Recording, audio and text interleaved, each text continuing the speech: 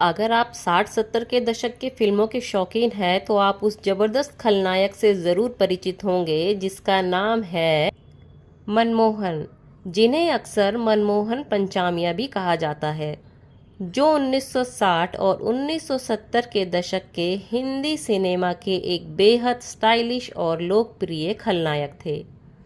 Hindi cinema के इतिहास में कई ऐसे कलाकार हुए जिन्होंने अपनी अदाकारी के दम पर लाखों दर्शकों का दिल जीता। उन्हीं में से एक अभिनेता थे मनमोहन, जिनकी जितनी ज़्यादा एक्टिंग की चर्चा हुई उससे कहीं ज़्यादा उनकी मौत ने सुर्खियां बटोरी। मनमोहन हिंदी सिनेमा के एक ऐसे एक्टर थे जो खलनायक की भूमिका के लिए जाने जाते थे। 28 जनवरी 1933 में जमशेदपुर में पैदा हुए मनमोहन ने हिंदी के अलावा बंगाली, गुजराती और पंजाबी फिल्मों में भी काम किया था। बचपन से ही मनमोहन को एक्टिंग का शौक था, इसलिए वे मुंबई आ गए थे। बिजनेसमैन फैमिली से ताल्लुक रखने वाले मनमोहन फिल्म इंडस्ट्री के उन खुशकिस्मत लोगों में से एक थे जिन्हें काम पाने के लिए ज़्यादा मशक्कत नहीं करनी पड़ी थी। मनमोहन ने बतौर खलनायक फिल्म इंडस्ट्री में ऐसा सिक्का जमाया था कि एक ही साल में 14 फिल्में प्रदर्शित हुई थी। कभी किसी को काम के लिए मना नहीं करने वाले मनमोहन को यारों का यार माना जाता था।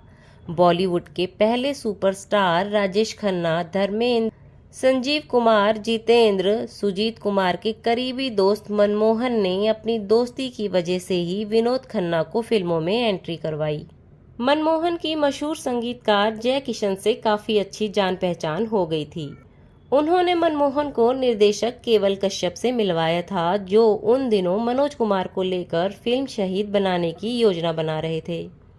केवल कश्यप ने मनमोहन को फिल्म शहीद में चंद्रशेखर आज़ाद के रोल के लिए साइन कर लिया और इस तरह से मनमोहन को बॉलीवुड में जगह मिल गई। और इसी साल आई फिल्म गुमनाम में उनके अभिनय की काफ़ी प्रशंसा हुई। 60 और 70 के दशक में अभिनेता ने इतनी प्रसिद्धि हासिल कर ली थी कि अगर मनोज कुमार, शक्ति सामंत और प्रमोद चक्रवर्ती कोई फिल्म बनाते तो खलनायक की भूमिका के लिए केवल मनमोहन को ही चुनते थे।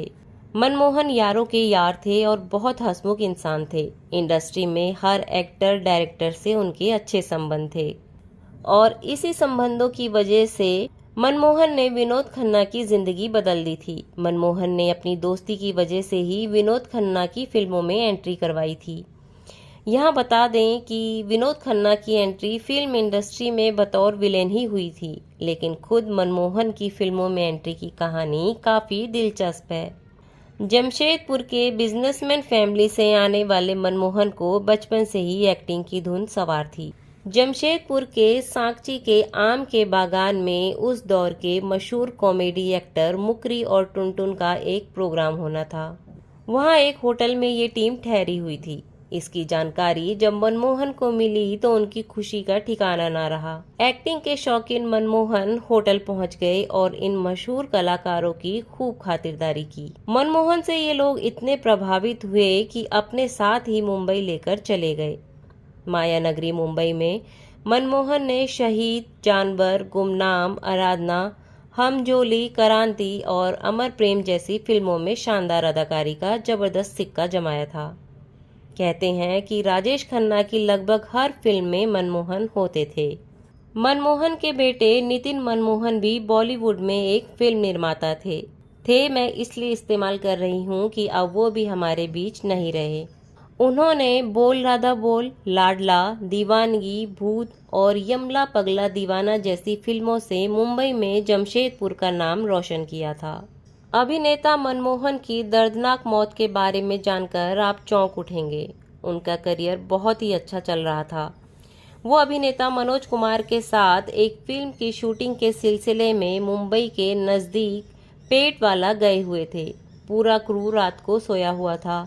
लाइट गई हुई थी, इस वजह से काफ़ी अंधेरा था। किसी ने रोशनी के लिए पेट्रोमैक्स का सिलेंडर जला दिया, लेकिन वो सिलेंडर फट गया और वहां आग लग गई।